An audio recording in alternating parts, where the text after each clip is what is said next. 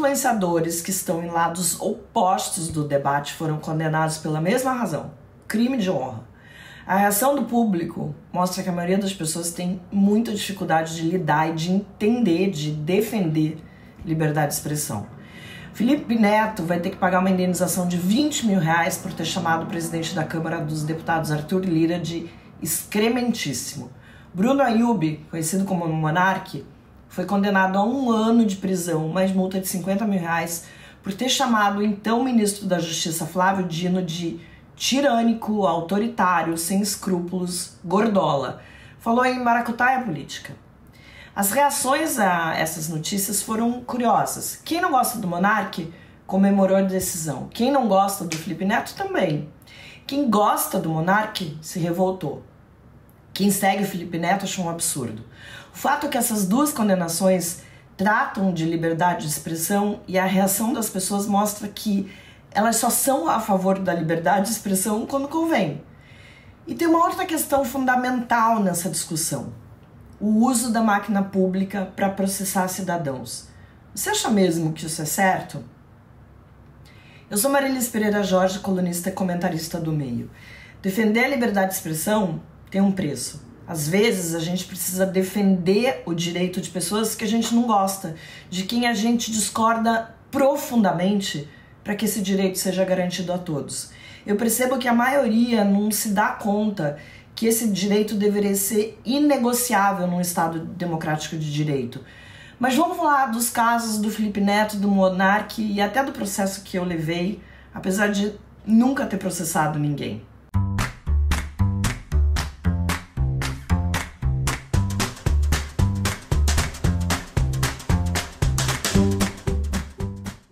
A Justiça do Distrito Federal decidiu que o youtuber Felipe Neto vai ter que pagar R$20 mil de indenização ao presidente da Câmara, Arthur Lira, por danos morais.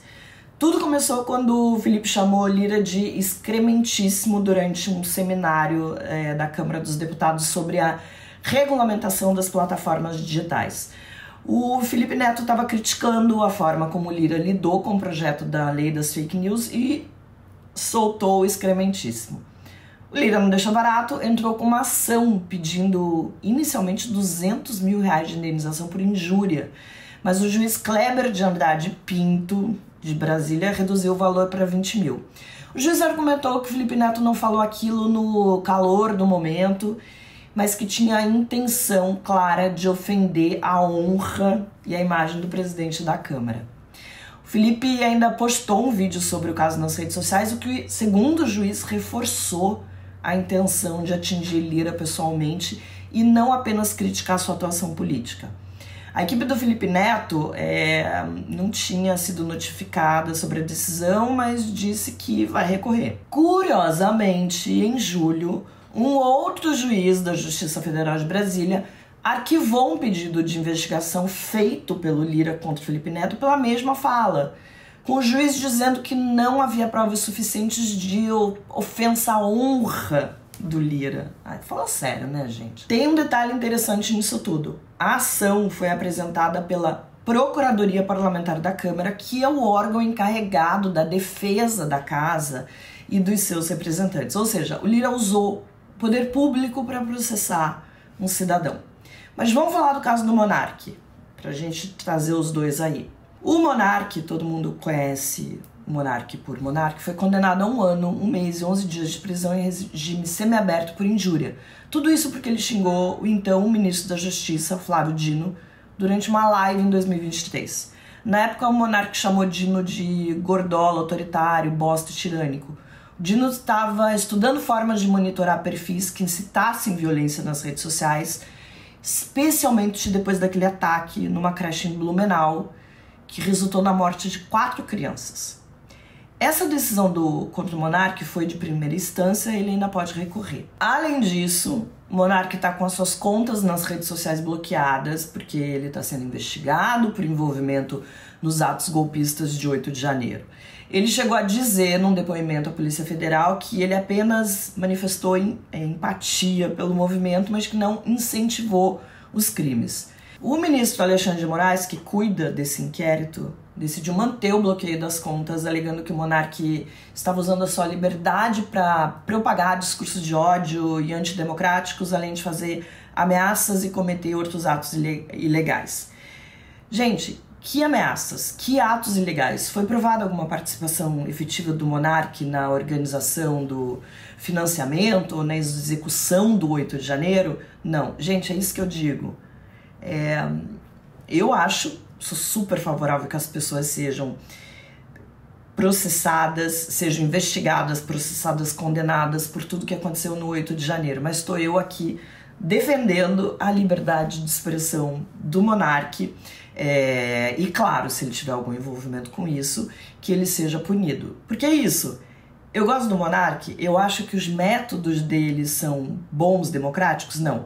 Eu acho que ele merece ser preso ou censurado? Também não, pelo menos por enquanto. Eu concordo com tudo que o Felipe Neto disse? Não. Eu acho que ele merece ser condenado por ter chamado o Arthur Lira de excrementíssimo? Obviamente não. Tem uma falsa discussão sobre os limites da liberdade de expressão. Mas vamos olhar como é que a gente lida com essas coisas. No Brasil, liberdade de expressão é garantida pela Constituição, mas não é absoluta.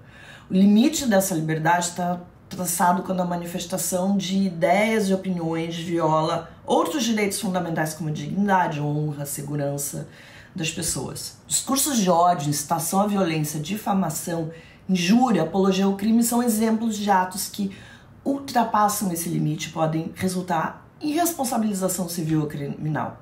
A legislação brasileira tenta equilibrar o direito à livre expressão com a proteção dos direitos individuais e da ordem pública, mas tenta assegurar a manifestação de ideias sem que cause danos ou promova ilegalidades. Isso na teoria.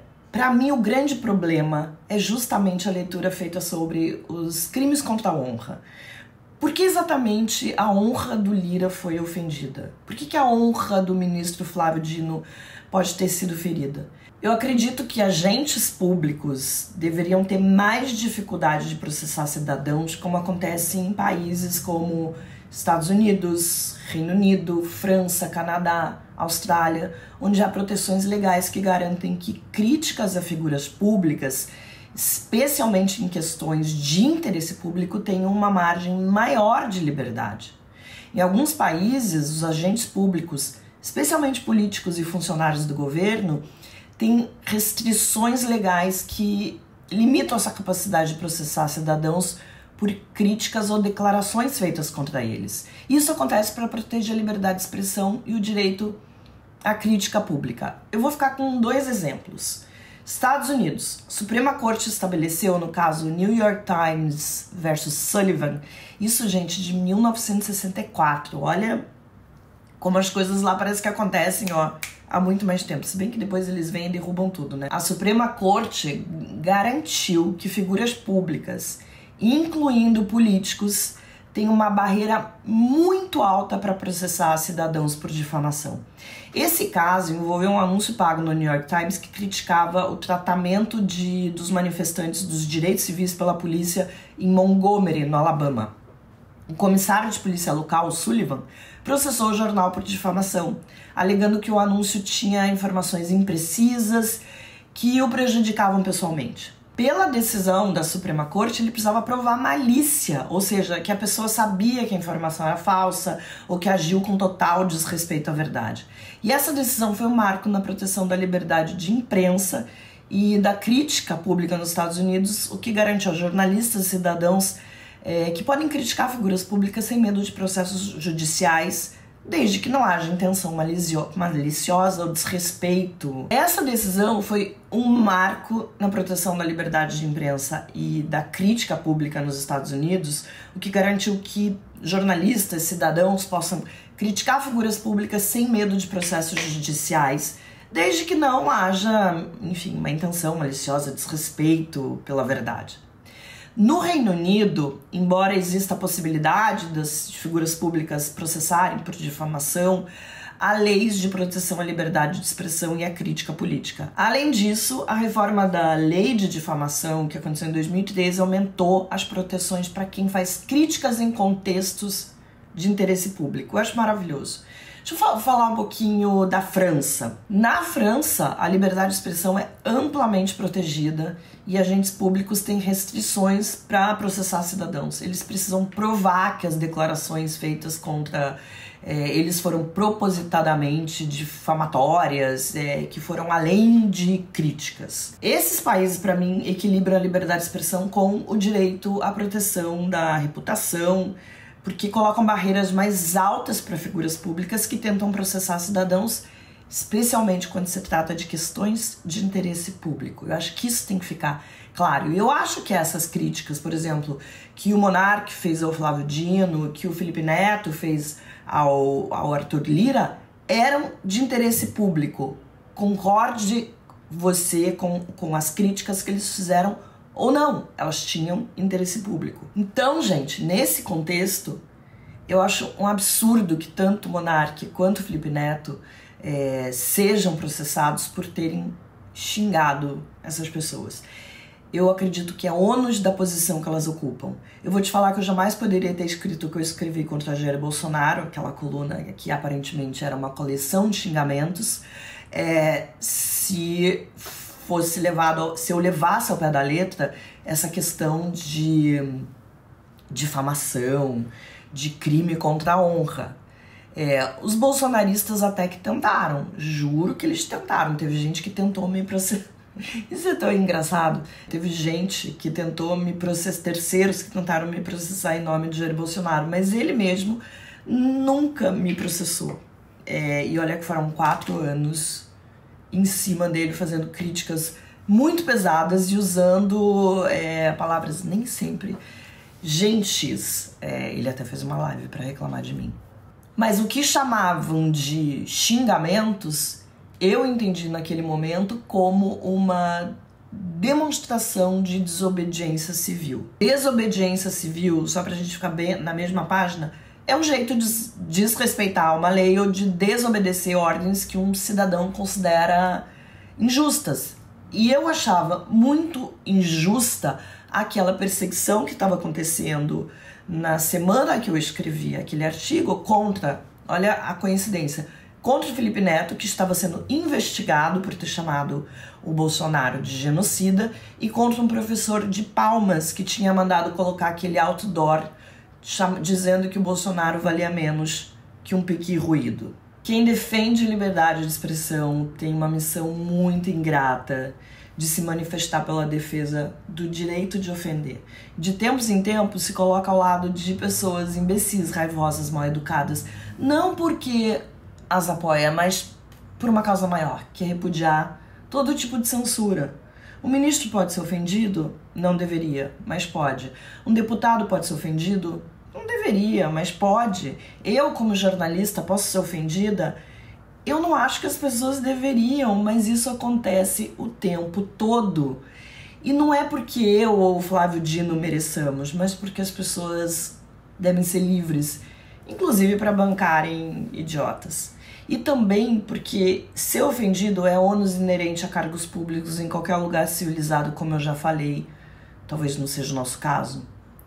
Ofensa é uma coisa subjetiva. A gente pode fazer uma lista do que cada um considera um insulto, uma ofensa.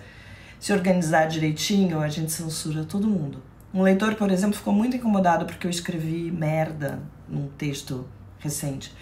Mandou uma cartinha pro jornal onde eu trabalho. Os assassinos dos cartunistas do Charlie Hebdo não gostaram das piadas com religião.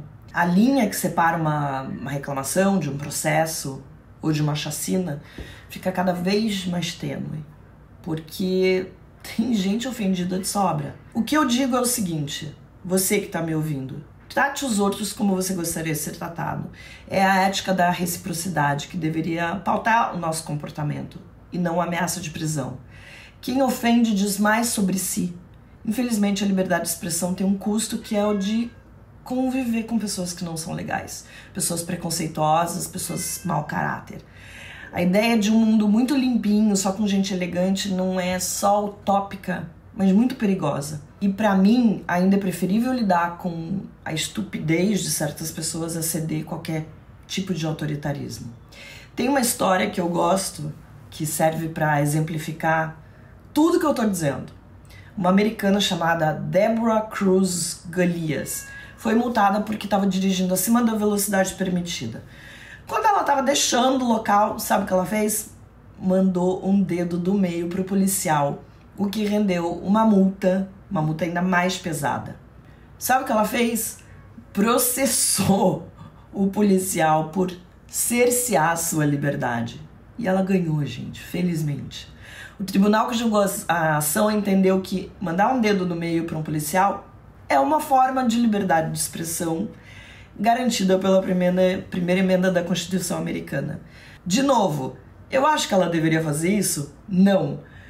Mas eu acho que ela deveria ter a liberdade de se expressar como ela quisesse e aguentasse o ônus em relação a isso.